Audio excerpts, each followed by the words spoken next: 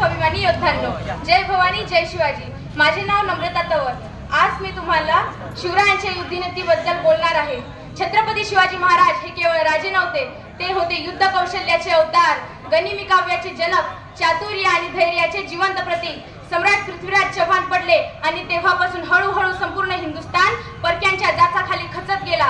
350 वर्ष ही गुलामगिरी तशीच सुरू होती. हे आक्रमणकारी सर्व नीतिमूल्ये मारून अखंड हिंदुस्थानाच्या राजांना एक एक करून संपवत होते. महाराजांनी लहानपणापासून जिजाऊ साहेबांकडून या क्रूर कर्मांच्या सर्व युद्ध पद्धती जाणल्या होत्या. महाराजांना माहित होते की भारतातील बलाढ्य साम्राज्य कशामुळे लयाला गेली. देवगिरीचं साम्राज्य नष्ट झालं. रामदेव यादवांचा पराभव झाला का? फंद फितुरीने किल्ल्यात धान्याची पोती भासवून मिठाच्या गोण्या रचून ठेवल्या होत्या. फितुरीला जयचंदी कोळजू म्हणतात. कोण होता हा जयचंद? राजा होता तो. पूर्वी झालेल्या अपमानाचा बदला घेण्यासाठी राजा जयचंदाने मोहम्मद घोरी यास आमंत्रण पाठवून बोलावून घेतले. सम्राट पृथ्वीराज चव्हाण यांच्या विरुद्ध सहाय्य केले. सम्राट पृथ्वीराज का हरला? कारण युद्ध हरल्यानंतर एकदा नाही, दोनदा नाही, तर तीनदा मोहम्मद घोरी यास माफ करून जिवंत सोडून दिले. परंतु चौथ्यांदा मोहम्मद घोरी याने कोणतीही दयामाया न करता त्यांना कैद केले व त्यांचे डोळे फोडले. हिंदू राजांचं वैशिष्ट्य काय? ते एकटे लढतात पण कुणास मदत करत नाहीत. शेजारच्या राज्याचा पाडाव झाला, शेजारच्या राज्याचा वध झाला तर ते आनंद उत्सव साजरा करतात. परंतु त्यांना हे माहीत नसते, जे संपले ते जात्यात होते आणि हे सुपात आहेत. हिंदू राजांची उणीवा काय? तर ते आत्मशुद्धीत मशगूल. जनतेच्या उणीवा काय? ते व्यक्तिपूजक आहेत, राष्ट्रास दुय्यम स्थान देतात. महाराजांनी हे शिक्षण आऊसाहेबांकडून घेतले होते आणि अशा या राज्यकर्त्यांविरुद्ध उभे राहायचे असेल तर तोडीस तोड देणे अनिवार्य आहे हे त्यांना ठाऊक होते. म्हणूनच त्यांनी एका क्रांतिकारी युद्धनीतीचा निर्माण केला.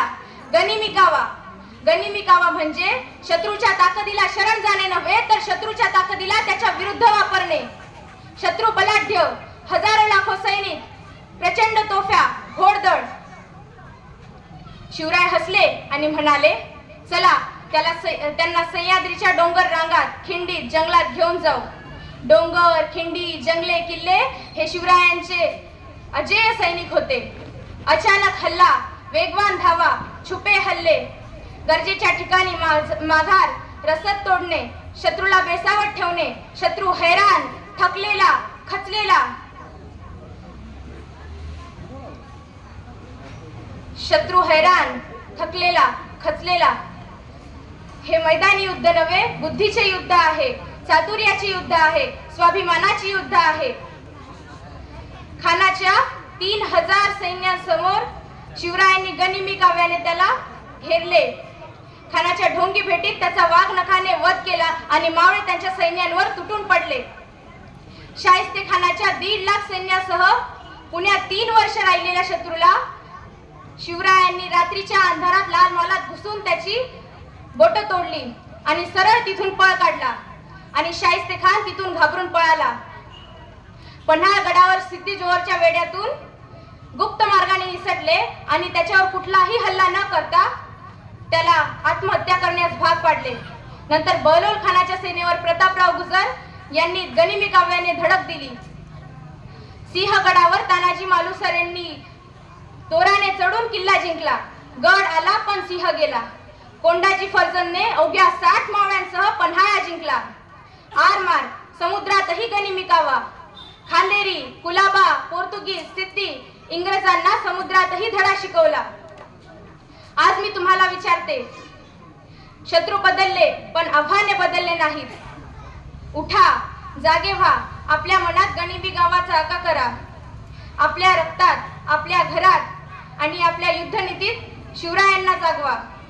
प्रत्येक तरुण शिवराय व्हावा. प्रत्येक योद्धा गनिमी काव्याचा मास्टर व्हावा. जिजाऊंच्या संस्कारांनी घडलेले शिवरायांचे युद्धनीतीचे रहस्य आज मी आपल्यापर्यंत पोहोचवलेले आहेत. हे रहस्य जपून ठेवा. ते आपल्या अंमलात आणा. जय शिवराय. धन्यवाद.